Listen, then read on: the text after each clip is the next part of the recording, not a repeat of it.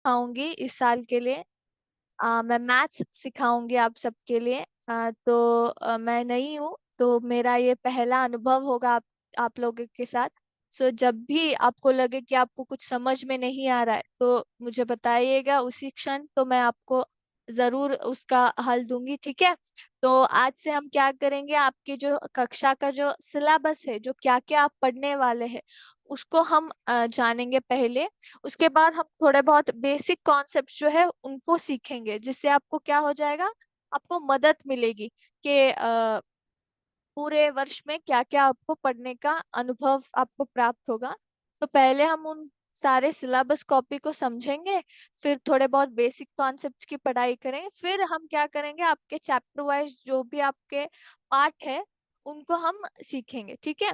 तो इस साल के लिए आपके पास कुछ 14 चैप्टर होंगे, ठीक है। 14 चैप्टर्स होंगे, जिसमें आप छठवीं का लोग 14 14 चैप्टर पढ़ेंगे, ठीक है। हर एक चैप्टर में आप लोग क्या सीखेंगे कि आपको जो छठवा जो गणित रहता है ना, जो 6 स्टैंडर्ड में जो आपने पढ़ा है ना, उसी का आगे का भाग आप लोग सीखेंगे, ठीक है। सबसे पहले क्या है, यहाँ पे हम लोग सीखेंगे फ्रैक्शंस, ठीक है। फ्रैक्शंस का मतलब क्या है बच्चों, फ्रैक्शंस का मतलब है अंश, बोलते हैं हम इसको, हम क्या बोलते हैं, अंश। अंश मतलब है, ठीक है। इसको हम क्या बोलते हैं, फ्रैक्शंस को हम लोग अंश बोलते हैं, ठीक है। अंश में क्या होता है बच्चों, जैसे कि मैंने बताया, जो पूर्ण संख्या रहे तो क्या करेंगे यहाँ पे। ओके। पहला चैप्टर जो है ना वो है फ्रैक्शंस है बच्चों, ठीक है। फ्रैक्शंस में क्या रहता है, इसको हम क्या बोलते हैं, अंश बोलते हैं। अंश में क्या होता है, जो पूर्ण संख्या रहती है ना, पूर्ण संख्या का जो भाग रहता है ना, जो भाग, जब भागों में अगर हमने उसको विभाजित किया तो वो क्या हो जाता है, उसे हम लोग फ्रैक्शंस बोलते हैं। आपको तो पता ही है, क्योंकि आपने छठवीं क्लास में ये पाठ पढ़ाया है। तो इसी का जो आगे का जो भाग रहता है, जो सब्जेक्ट रहता है, जो पैटर्न रहता है ना, उसको हम इस चैप्टर में पढ़ेंगे। उदाहरण के लिए हम लोग अंश का एक उदाहरण लेते हैं। आ, लीजिए मैं एक सर्कल ड्रॉ करती हूँ, ठीक है। सर्कल में क्या हो रहा है, मैं इस सर्कल को क्या करूंगी, 4 भागों में डिवाइड करूंगी, ठीक है। तो ये कितने हो गए, 1 हो गया, 2 हो गया, 3 हो गया, 4 हो गया, ठीक है। यहाँ पे हमें पता है अंश में क्या होता है। यहाँ पे मैंने एक सर्कल लिया है, जिसको मैंने 4 भागों में डिवाइड किया है, इसको विभाजित किया है, तो हमारे पास 4 भाग है। तो मैं इस जो ये हम मेरा पहला भाग है ना, इसको मैं थोड़ा कलर करूंगी जैसे लाइन से, ठीक है। और मैं क्या करूंगी, ये दूसरा जो भाग है इसको भी मैं क्या करूंगी, इसको थोड़ा सा ड्रॉ करूंगी, ऐसे लाइंस ड्रॉ करूंगी, ठीक है। तो इसमें क्या हो गया, दो दो भाग क्या है, कलर्ड है। और 2 भाग कैसे, ऐसे है, ये बिल्कुल भी कलर नहीं है। तो मुझे क्या चाहिए, मुझे चाहिए कि आप लोग ये जो 2 भाग है ना, 2 भागों का आप मुझे लिख कर बताएं। मतलब मैथमेटिक्स जो हम लोग गणित के प्रकार में लिखते हैं ना, वैसे लिख कर बताएं। तो आप पूर्ण संख्या रीत ऐसे तो नहीं लिख सकते ना, 2 4 3 1 ऐसे तो नहीं लिख सकते, ये गलत हो जाएगा, है ना। तो मुझे क्या चाहिए, मुझे आपको परफेक्टली, मतलब बिल्कुल सही तरीके से मुझे गणित के प्रकार में आपको लिखना है। तब आप क्या करेंगे, मैं आपको पता है यहाँ पे 4 भाग है, तो मैं इसको 4 ऐसे लिखूंगी पहले। इसमें कितने भाग कलर है, इसमें 2 भाग कलर है, तो इसको मैं 2 में यहाँ पे ऊपर लिखूंगी। और ये क्या हो गया, ये विभाजित है। इस सर्कल में क्या है, 4 भाग आए हैं, तो इसको मैं ऐसे विभाजित करूंगी, एक रेखा डालूंगी, एक लाइन डालूंगी, जिसमें क्या हो गया, 4 में से 2 भाग क्या हो गए, कलर्ड हो गए। तो क्या हो गया मेरे पास, क्या है ये, इसको मैं क्या बोलूंगी, इसको मैं अंश बोलूंगी, ठीक है। अंश को हम लोग क्या बोलते हैं, 2 भाग रहते हैं, जिसमें ऊपर का भाग क्या होता है, न्यूमरेटर बोलते हैं हम इसको, और नीचे का क्या रहता है, डिनोमिनेटर बोलते हैं हम, ठीक है। आपको समझ में आ गया। तो इसी प्रकार का और एक हम लोग एग्जाम्पल लेंगे, कौन सा एग्जाम्पल लेंगे, हम लोग रेक्टेंगल का एग्जाम्पल लेंगे, ठीक है। रेक्टेंगल ले लिया मैंने। रेक्टेंगल में मैं क्या करूंगी, इसको मैं बहुत सारे भागों में डिवाइड करूंगी, ठीक है।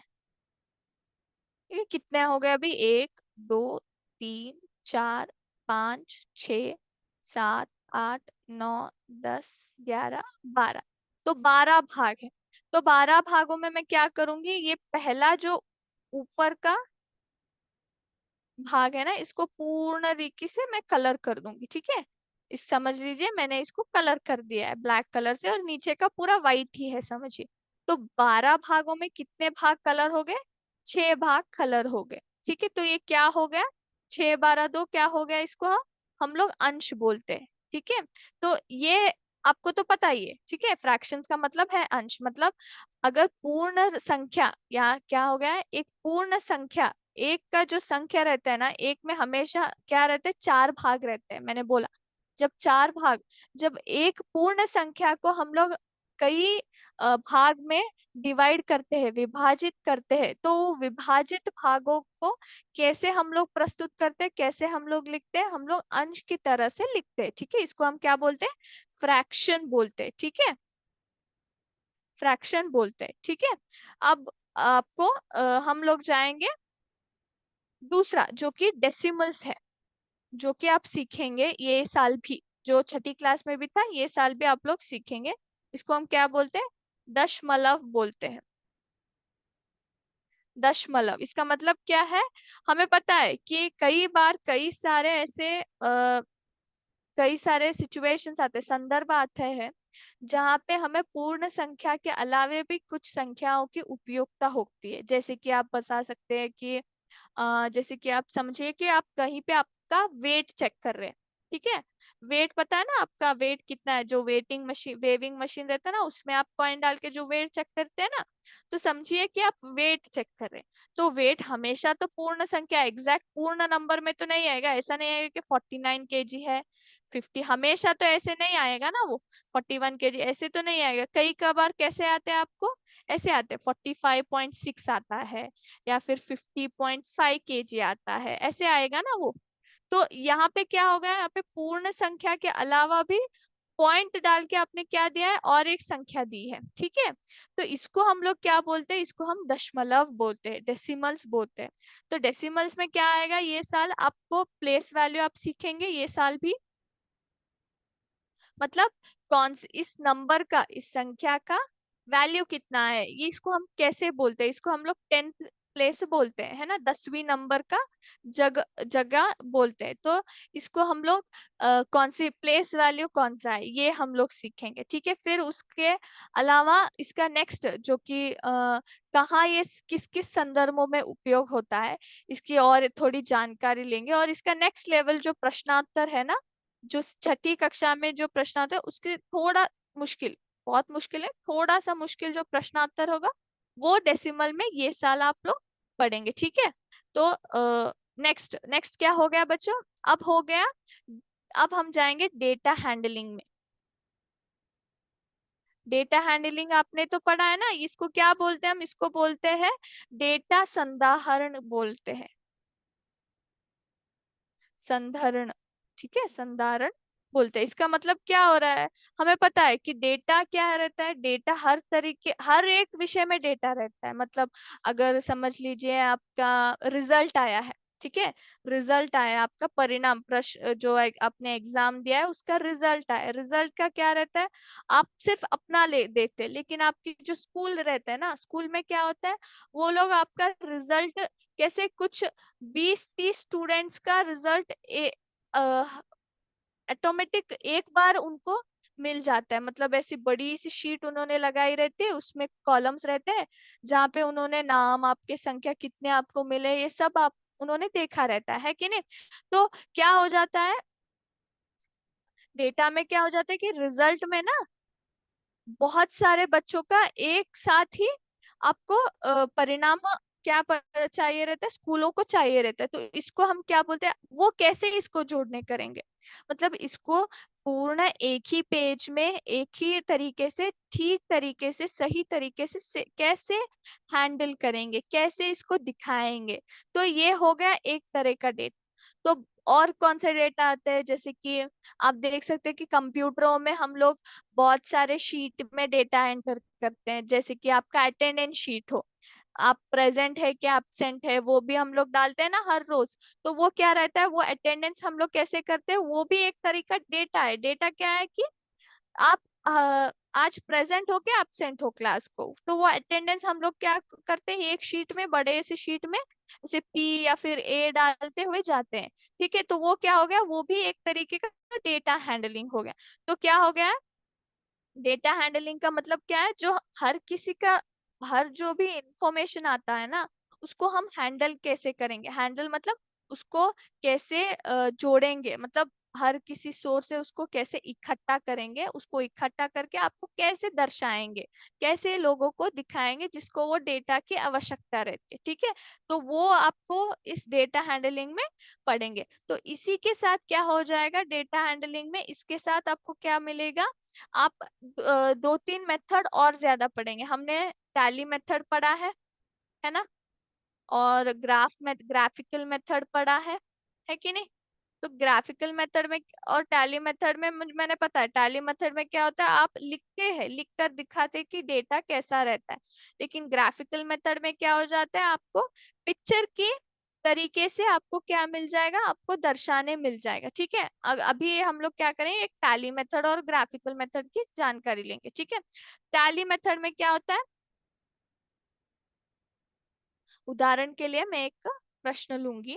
जैसे कि ले लेते हैं कि हमारे जो वाराणसी में है ना, वहां पे एक स्कूल है जहाँ के 10 बच्चों ने क्या किया है, उन्होंने मैथ्स के, ओके, मैथ्स में क्या लिया है उन्होंने, मार्क्स लिए, टेस्ट लिया है मैंने, तो उनमें से मार्क्स कैसे आए, 10, 9, 7, फिर 9, 8, 5, 6, 7, फिर 5, देखिए कितना हो गया, 1, 2, 3, 4, 5, 6, 7, 8, 9, और एक ले लेती हूँ, 6। ठीक है, तो यहाँ पे 10 बच्चों ने इस प्रकार से अंक लिए। ठीक है, लेकिन मुझे चाहिए कि 10 मार्क्स कितने बच्चों ने लिए, वैसे मुझे हर एक मार्क्स के कितने कितने बच्चों ने लिए। तो मैं क्या करती हूँ, ये सारे जो मार्क्स है ना ऐसे लिखते हुए जाती हूँ। 10, 9, 7 है, फिर क्या है यहाँ पे 8 है, फिर 5 है, फिर कौन सा नंबर है यहाँ पे, 6 है, बस हो गया। ठीक है, अभी देखिए 10 ने कितने लिए, ये एक ही बच्चे ने 10 लिए, यहाँ पे और कोई 10 थे ही नहीं, तो मैं इसको क्या करूंगी, एक लाइन डालूंगी क्योंकि एक ही बच्चे ने लिए। 9 कितने लिए, और यहाँ पे कितना है, 9 है, तो मैं और एक बार यहाँ पे 9 में क्या डालूंगी, एक लाइन डालूंगी। फिर यहाँ पे कौन सा नंबर है, 7 है, तो 7 में एक लाइन डालूंगी। फिर कौन सा, फिर से आ गया 9, 9 में कैसे, दूसरा स्टूडेंट ने 9 लिया है, तो मैं 9 में और एक लाइन डालूंगी। फिर यहाँ पे क्या आ गया, 8 आ गया, तो 8 में मैं एक डालूंगी। फिर कौन सा है यहाँ पे, 5 है, तो 5 आ गया। फिर कौन सा है, 6 है, 6 में और एक आ गया। 7 में कितना है, 7 में और एक आ गया, तो और एक। 5 में कितना है, और एक आ गया, तो 6 में कितने हो गए, और एक आ गया। तो कैसे हो गया, 10 ने कितने नंबर लिए, एक स्टूडेंट ने लिया, 9 दो स्टूडेंट ने लिए, 7 कितने स्टूडेंट ने लिए, दो स्टूडेंट, और 8 में एक स्टूडेंट लिए, 5 में दो स्टूडेंट, फिर 6 में दो स्टूडेंट लिए। ऐसे करके हम मुझे क्या मिल जाएगा, एक मार्क्स को कितने स्टूडेंट ने लिए वो मुझे मिल जाएगा। अगर मुझे ऐसी प्रश्नों का, अगर मुझे पिक्चर की हेल्प, मदद से, मतलब चित्र की मदद से निकालना है, तो मैं क्या करूंगी, मैं ग्राफ का इस्तेमाल करूंगी, जिसको हम लोग पिक्टोरियल ग्राफ बोलते हैं। ये हो गया टैली। दूसरा हम लोग क्या बोलेंगे, पिक्टोरियल ग्राफ बोलते हैं हम इसको, है कि नहीं। पिक्टोरियल ग्राफ में क्या हो जाता है, मैं आपको ऐसे एक बार ग्राफ दिखाऊंगी, और यहाँ पे क्या बोलूंगी, मैं यहाँ पे मेजरमेंट डालूंगी। ठीक है, तो मेजरमेंट क्या, पहला स्टूडेंट, दूसरा स्टूडेंट, तीसरा, चौथा, पांचवा। सो मुझे सिर्फ 5 स्टूडेंट का ही ले लेती हूँ। अभी क्या हो गया, यहाँ पे मैं ले लेती हूँ 2, 4, 6, 8। मैं यहाँ पे मार्क्स का अपने तरीके से ऐसे डाल लूंगी। ठीक है, ये नंबर, ये पहला स्टूडेंट, ये स्टूडेंट्स हो गए, और यहाँ पे क्या हो गया, मार्क्स हो गए, है ना। तो पहला स्टूडेंट ने कितने लिए, 10 लिए, तो 10 में ऐसे मार्क करूंगी, तो ये 10 हो गया। दूसरे ने कितने लिए, 9 लिए, 9 कहाँ आता है, यहाँ पे बीच में आता है, तो यहाँ पे मैं बीच में डालू। फिर क्या हो गया, 7 आ गया। 7 कहाँ पे आता है, यहाँ पे आएगा, तो मैं यहाँ पे क्या करूंगी, 7 में डालूंगी। तो और चौथे ने कितने लिए, फिर से उसने 9 लिए, 9 में डाल। फिर कितना हो गया, 8 हो गया। तो 8 में पांचवा स्टूडेंट 8 में डाल दूंगी। तो इसको मैं अभी जोड़ूंगी, ऐसे जोड़ूंगी कि ऐसे, इसको मैं जोड़ूंगी तो क्या हो गया, ये मुझे क्या दिखा रहा है, ये मुझे दिखा रहा है कि एक स्टूडेंट ने बहुत ज्यादा मार्क्स लिए, दूसरे ने थोड़े घटाए हैं, फिर ये ज्यादा हो गया है, फिर इस ये घट गया है, फिर यहाँ पे क्या है, ज्यादा हो गया, फिर यहाँ पे घट रहा है। मतलब कुछ स्टूडेंट ज्यादा मार्क्स ले रहे, कुछ स्टूडेंट कम मार्क्स ले रहे। तो ये सब हम लोग इस क्या हो जाता है, पिक्टोरियल ग्राफ मेथड में हम लोग सीखेंगे, है ना। तो अभी हम लोग क्या करेंगे, हम लोग ये हो गया अभी डेटा हैंडलिंग का, फिर हम लोग जानेंगे मेंसुरेशन के बारे में। तो मेंसुरेशन में क्या आएगा, इसको हम क्या बोलते हैं, क्षेत्र मिति बोलते हैं। क्षेत्र मिति में क्या हो जाता है, यहाँ पे हम लोग क्या सीखेंगे, हम लोग सॉलिड शेप्स जो रहते हैं ना, सॉलिड शेप्स का माप जानेंगे। इसको मतलब हम लोग कैसे मेजरमेंट करते हैं सॉलिड शेप्स को, हम कैसे मेजर करते हैं, वो एक्चुअली हमें क्या सिखाता है, मेंसुरेशन में सिखाता है। सॉलिड शेप्स का मतलब कौन सा, अगर क्यूब हो, क्यूब हो, ठीक है, ये क्यूब हो गया।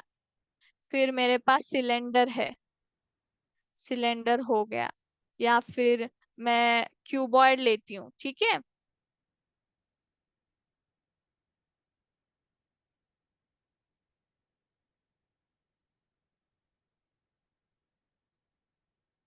ओके, तो ये क्यूबॉइड हो गया। तो हम लोग क्या करेंगे, ये पूर्ण ऐसे जो सॉलिड शेप्स में रहते हैं ना, उसको हम जाएंगे। मतलब और क्यूबॉइड फॉर्म में कौन कौन से आते हैं, जैसे कि कंपास बॉक्स हो, आपका जो कंपास बॉक्स रहता है ना, ज्योमेट्री का कंपास बॉक्स हो, या फिर नॉर्मल सा कोई कंपास बॉक्स हो, वो क्या रहता है, वो एक्चुअली क्या रहता है, क्यूबॉइड के शेप में रहता है। मुझे मुझे पता करना है कि आपका कंपास बॉक्स का मेजरमेंट माप कितना है, तो मैं कैसे करूंगी, मैं क्यूबॉइड का, मुझे पता है कि वो क्यूबॉइड है, तो मैं क्या करूंगी, उसको क्यूबॉइड का फार्मूला डालूंगी और उससे मैं मेजरमेंट कर लूंगी। आपके घर में सिलेंडर रहता है, ठीक है, गैस सिलेंडर रहता है ना, तो गैस सिलेंडर को आपको मापना है, तो आप कैसे माप सकते हैं, आप थोड़ी ना ऐसे स्केल लेके माप कर सकते हैं, क्योंकि वो गोल रहता है ना। तो इसलिए हम लोग क्या करेंगे, सिलेंडर का फॉर्मूला डालेंगे, फिर उसका माप हमें पता करेंगे। तो इसी तरीके से कई सारे जो सॉलिड शेप्स हमारे दिन नित्य के जीवन में जो आते हैं ना, उनकी जानकारी का हम लोग विचार करेंगे, और उनका उपयोग हर जगह रहता है। कंपास बॉक्स हो, सिलेंडर हो, या फिर जो डब्बे रहते हैं ना, बड़े बड़े डब्बे, वो कहाँ पे जो किचन में हम लोग डब्बे इस्तेमाल करते हैं, वो भी कई सारे के शेप में रहते हैं, कई क्यूब के शेप में रहते हैं, कुछ सिलेंडर के शेप में रहते हैं। तो वो सारे कैसे उपयोग होते हैं हमारे जीवन में, और उसका माप कैसे करते हैं, वो सब लोग हम लोग क्या करेंगे, इस मेंसुरेशन यानी कि क्षेत्र मिति में हम लोग जानेंगे, ठीक है। फिर आ गया अलजिब्रा, जो कि बहुत ही इंटरेस्टिंग सब्जेक्ट रहता है, ठीक है। अलजिब्रा में क्या रहता है बच्चों, जिसको हम बोलते हैं बीज गणित बोलते हैं हम इसको, बीज गणित हम लोग बोलते हैं। बीज गणित में क्या हो जाता है, इसको क्या हो जाता है, अलजिब्रा में बीज गणित का मतलब, आपको पता है कि गणित में क्या होता है, अक्सर हमारा जो रहता है ना, वो पूर्ण संख्या का उपयोग करते हैं, है ना, संख्याओं का उपयोग रहता है। लेकिन अलजेब्रा में क्या हो जाता है, संख्याओं के साथ साथ आप अक्षरों का भी उपयोग करेंगे, वो तो आपको पता है। यानी कि फॉर एग्जाम्पल 2a है, या फिर 2b है, फिर 4a+b है, ये सारे कौन से टर्म्स है, यहाँ इसको हम क्या बोलेंगे, यहाँ पे नंबर भी है, यहाँ पे अल्फाबेट भी है ना।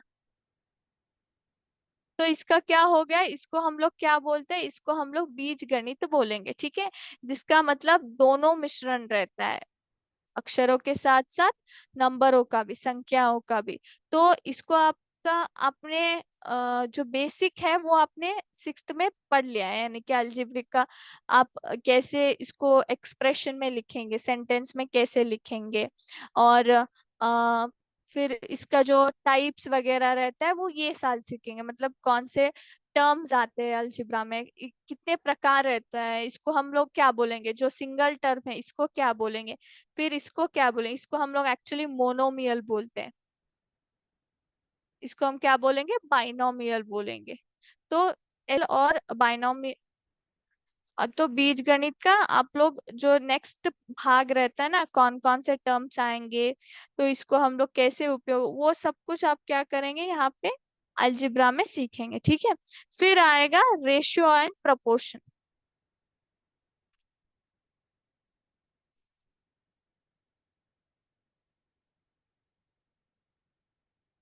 रेशियो का क्या रहता है, अनुपात, और इसको हम क्या बोलेंगे, प्रपोर्शन को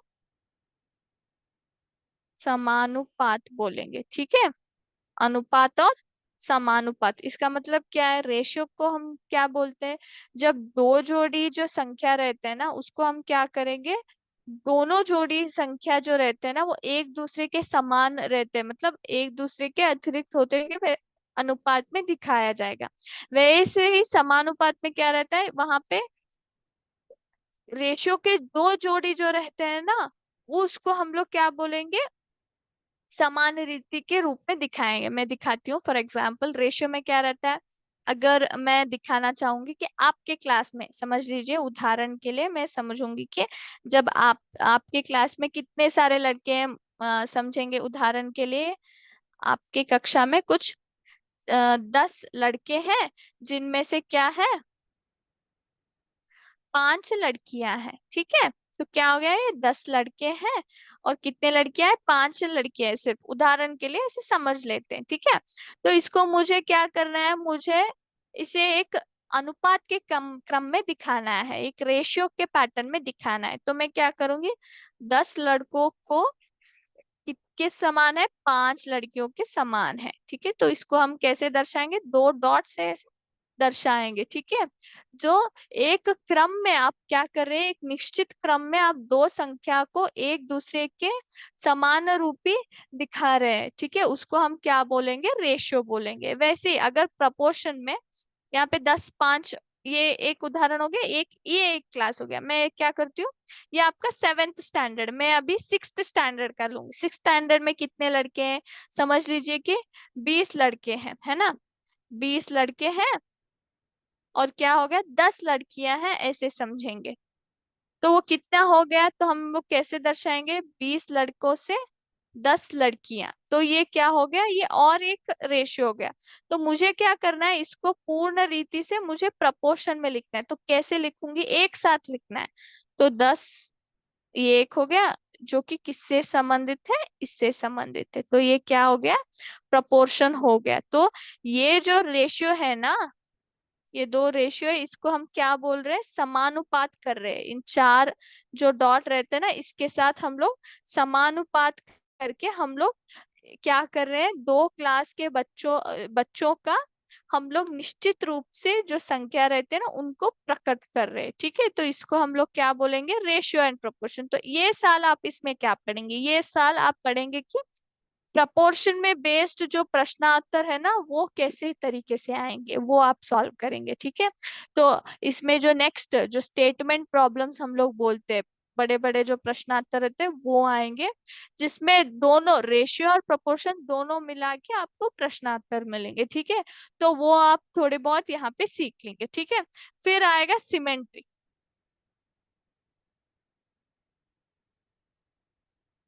ठीक है। सिमेट्री का क्या रहता है, इसको हम क्या बोलते हैं, समरूपता बोलते हैं, इसको हम क्या बोलते हैं, समरूपता। इसका मतलब क्या रहता है कि अगर कौन सी भी चीज को एक करेक्ट एक निश्चित भाग में डिवाइड किया है, तो वो जो डिवाइड होता है ना, जो विभाजन किया रहता है ना, उसको हम क्या बोलते हैं, सिमेट्री बोलते हैं। फॉर एग्जाम्पल मैं अभी क्या करती हूँ, मैं यहाँ पे एक सर्कल ड्रॉ करूंगी, इसको मैं क्या करूंगी, ऐसे समझ लीजिए कि वाटरमेलन है, वाटरमेलन है, तो मैंने वाटरमेलन को क्या किया है, ऐसे वाटरमेलन है, इसको मैंने क्या किया, इसको करेक्ट एक में से डिवाइड किया है। तो ये क्या हो गया, ये एक आधा हो गया, ये आधा हो गया, तो ये हो गया जो लाइन है ना, इसको हम क्या बोलते हैं, सिमेट्री बोलते हैं ना। सिमेट्री मतलब समरूपता, मतलब कई कौन सी भी चीज को अगर एक निश्चित भाग में हमने डिवाइड किया है तो वो क्या हो जाता है, सिमेट्री बोलते हैं। और जो ये लाइन है ना, इसको हम क्या बोलते हैं, लाइन ऑफ सिमेट्री बोलते हैं। ठीक है, इसको हम लोग ऐसे ये तो सिमेट्री हो गया, तो इससे संबंधित आपको क्या हो जाएगा, प्रश्नोत्तर पढ़ेंगे। और इसके जो प्रकार रहते हैं, कौन से संदर्भों में ये उपयोग रहते हैं, इसके जो प्रकार है, जैसे कि मैंने अभी लाइन ऑफ सिमेट्री बोल दिया, फिर आएगा पॉइंट ऑफ सिमेट्री, वो सारे चीजों का आप पढ़ाई करेंगे। ठीक है, और जो नेक्स्ट है वो प्रैक्टिकल ज्योमेट्री जो कि आपने छठी कक्षा में भी पढ़ा है ना, है ना। इसको हम क्या बोलते हैं, व्यवहारिक व्यवहारिक ज्ञान मिति बोलते हैं, हम इसको क्या बोलते हैं, व्यवहारिक ज्ञान मिति। ठीक है, जो प्रैक्टिकल ज्योमेट्री में है वो ऑब्वियसली मैंने पता है, तो जो सॉलिड शेप्स में आते हैं ना, जो सॉलिड शेप्स का उपयोग रहता है ना, वो हर ज्योमेट्री में रहता ही रहता है, जैसे कि सॉलिड हो या क्यूब हो या फिर क्यूबॉइड हो या रेक्टेंगल हो। और इसका जो अतिरिक्त भाग रहता है ना, जैसे कि स्क्वायर हो या फिर रेक्टेंगल हो या फिर स्क्वायर सर्कल हो, इन सारे शेप्स का मतलब इन सारे आकारों का कैसे उपयोग हो रहा है, तो इससे संबंधित आपको क्या मिलेगा, वो उसके संबंधित प्रश्नोत्तर मिलेंगे। ठीक है, तो प्रैक्टिकल ज्योमेट्री हो गया, जो हमारे दिननित्य के जीवन में जब आप शेप्स आकारों से संबंधित कौन सा भी आपको प्रश्न आता है या फिर कौन सा भी आ, समझ लीजिए एक संदर्भ आता है, तो उस संदर्भ को आप कैसे सॉल्व करेंगे, वो सब कुछ आप प्रैक्टिकल ज्योमेट्री में पढ़ेंगे। ठीक है, तो अभी के लिए हमने कुछ कितने हो गए, 7 चैप्टरों का थोड़ा बहुत इंट्रोडक्शन पार्ट में, यानी कि थोड़ी बहुत जानकारी ले ली है। बच्चों आप सिर्फ, मैं चैप्टर वाइज कुछ स्टार्ट नहीं कर रही हूँ। ठीक है, आप सिर्फ थोड़ा बहुत जानकारी उतना रख लीजिए, जब मैं चैप्टर चालू करूंगी तो मैं इन डिटेल आपको सब कुछ बताते हुए जाऊंगी। ठीक है, ये थोड़ा बहुत क्या है, आपका छठी कक्षा का थोड़ा बहुत रिवीजन टाइप है, तो आपको जो भी अगर कॉन्सेप्ट्स या फिर जो भी आपने सब्जेक्ट्स थोड़ा बहुत भूले हैं, तो आपको यहाँ पे थोड़े बहुत याद आ जाएंगे। ठीक है, तो सबसे पहले हमने आज क्या सीखा, हमने जाना कि फ्रैक्शंस क्या रहता है, फ्रैक्शंस क्या रहता है, इसको हम बोलते हैं अंश बोलते हैं। अंश का मतलब क्या रहता है, जो पूर्ण संख्या रहती है ना, उसको अगर हमने विभाजित कर दिया और विभाजित तरीके में लिख दिया तो वो क्या हो जाता है, फ्रैक्शन हो जाता है। जैसे कि 1/4, 2/6, 7/4 या फिर 8/10, ये सारे क्या हो गए, फ्रैक्शंस हो गए। ठीक है, तो दूसरा क्या है, डेसिमल्स हो गया। डेसिमल्स को हमने क्या बोला, दशमलव बोला। तो दशमलव में क्या सीखते हैं हम लोग, हमने सीखा कि जो भी अगर पूर्ण संख्या अतिरिक्त पूर्ण संख्या के साथ साथ और थोड़े संख्याओं को उपयोग करके अगर हम थोड़े बहुत संख्या लिख रहे हैं जिसमें हमने पॉइंट का इस्तेमाल किया है, तो वो क्या हो जाता है, डेसिमल हो जाता है। जैसे कि अगर आपका वेट हो, तो मैं क्या करूँगी, कुछ बच्चे रहते हैं कि बहुत मोटे रहते हैं, जैसे कि 55.7 kg है उनका, या फिर कुछ बच्चे रहते हैं 29.6 kg, तो ये सारे क्या हो गया, डेसिमल्स में हो गया। ये सारे डेसिमल पॉइंट में आपने क्या किया है, पूर्ण संख्या के अतिरिक्त आपने इसको क्या किया है, लिखा है, तो इसको हम लोग क्या बोलते हैं, दशमलव बोलते हैं। तो ये हो गया सेकंड वन। थर्ड वन क्या रहता है, डेटा हैंडलिंग, मतलब जो कई सारे डेटा जो आते हैं ना, उसको हम लोग कैसे इकट्ठा करके उसको कैसे रिप्रेजेंट करेंगे, कैसे दिखाएंगे। और उसमें कई सारे मेथड्स आते हैं, यानी कि टैली मेथड हो या फिर ग्राफिकल मेथड हो, वो सारे मेथड्स आप लोग जानेंगे। ठीक है, ये हो गया 3 चैप्टर। फिर हम लोग जाएंगे चौथा में। चौथा कॉन्सेप्ट कौन सा देखा हमने? हमने देखा कि मेंसुरेशन क्या है। मेंसुरेशन में क्या रहता है, इसको हम क्या बोलते हैं? क्षेत्र मिति बोलते हैं। ओके, क्षेत्र मिति में क्या हो जाता है, कई सारे जो सॉलिड फिगर्स होते हैं ना, जिसका हम लोग दिननित्य में उपयोग करते हैं, उनका माप कैसे करना है, उनको कैसे जानना है, वो सब कुछ हम लोग क्या करेंगे, मेंसुरेशन में पढ़ेंगे। जैसे कि सिलेंडर हो, या फिर आपका जो कंपास बॉक्स रहता है वो हो, या फिर आपका जो बुक है उसका कैसे माप लेते हैं, तो वो सब कुछ आप क्या करेंगे, मेंसुरेशन में पढ़ेंगे। ठीक है।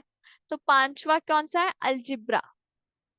अलजिब्रा में क्या होता है, संख्याओं के साथ साथ आप क्या कर रहे हैं, अक्षरों का इस्तेमाल करके जो मिसिंग फिगर्स रहता है ना, उसको आप ढूंढ रहे हैं, तो उसको हम लोग क्या बोलते हैं, अलजिब्रा बोलते हैं। ठीक है। यहाँ पे फॉर एग्जांपल 2a है, या फिर 2b, 2c, हमें नहीं पता कि a b या फिर c का कितना मोल है, हमें पता नहीं कि उनका वैल्यू कितना है, तो इन वैल्यूज को हम लोग क्या करेंगे, ढूंढेंगे यहाँ पे।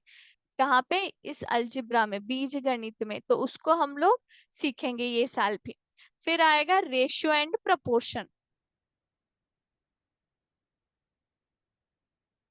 रेशियो और प्रोपोर्शन क्या रहता है? अनुपात और समानुपात, जहाँ पे दो जोड़ी जो नंबर रहता है ना, जो संख्या रहता है, हम लोग एक दूसरे के साथ उनको तुलना करके उन्हें क्या बोलेंगे, उनको इक्वल करके दिखाएंगे, यानी कि समान रूप में दिखाएंगे, तो वो हो गया हमारा रेशियो एंड प्रपोर्शन। फिर सातवां कौन सा हमने पढ़ा, जो कि प्रैक्टिकल ज्योमेट्री है। प्रैक्टिकल ज्योमेट्री में क्या हो जाता है, हम लोग जो व्यवहारिक जीवन में या फिर दिनचर्या के जीवन में उपयोग होने वाले जो संदर्भ में जो शेप्स रहते हैं ना, सर्कल हो या फिर ट्रायंगल हो, उनका हम लोग इसमें इस्तेमाल करके उनका कैलकुलेशन, उनका जो मेजरमेंट है ना, वो यहाँ पे सीख लेंगे। ठीक है। तो ये हो गया आपके जो फर्स्ट 7 चैप्टर रहते हैं ना बच्चों, उनका थोड़ा बहुत इंट्रोडक्शन पार्ट हो गया है, मतलब यानी कि हेडिंग बताया कर मैंने थोड़ा आपको परिचय दे दिया कि उस चैप्टर में क्या हो सकता है। ठीक है।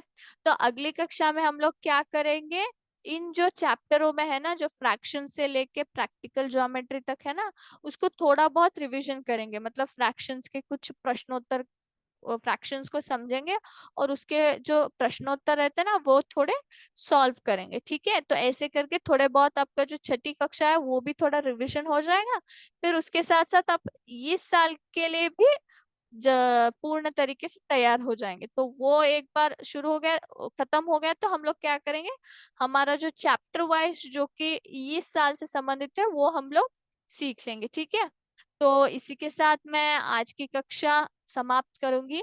मुझे पता है कि थोड़ी बहुत यहाँ पे बोर्ड की वजह से प्रॉब्लम हुआ है, कोई नहीं, मैं नेक्स्ट क्लास से आपको ये ध्यान रखूंगी कि वो करेक्ट हो जाए। ठीक है। तो आशा करूंगी कि आपने थोड़ी बहुत जानकारी प्राप्त कर ली है बच्चों। क्या आप सुन सकते हो? आई होप आपको थोड़ी बहुत चैप्टर में क्या क्या रहता है वो जानकारी आपको मिली होगी, ऐसा सोचती हूँ। ठीक है। तो अभी के लिए हम लोग खत्म करेंगे। ठीक है। तो श्रीनाथ सर, बच्चों तो आज के लिए हम लोग खत्म करेंगे। ठीक है। तो जय हिंद, जय विद्याशक्ति।